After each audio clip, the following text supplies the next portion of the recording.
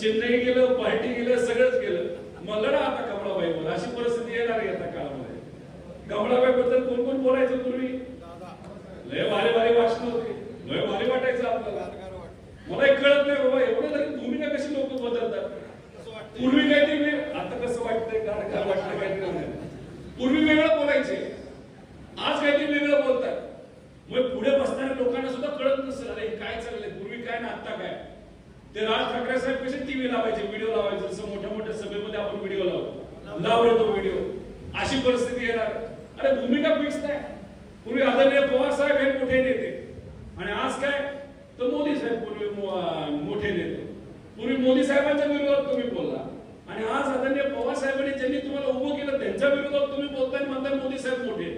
मग काय गल्लत झाली काय मला कळेल ना. म्हणजे एवढी भूमिका पटकेने बदलत असेल तर जग लय फास्ट बदलायला लागले हो.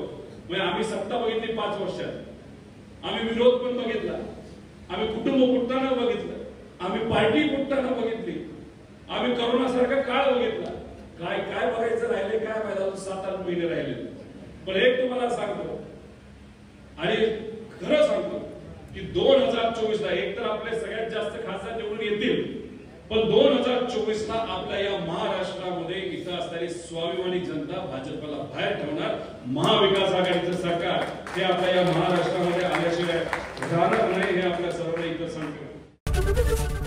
एबीपी माझा, उघडा डोळे बघा नीट.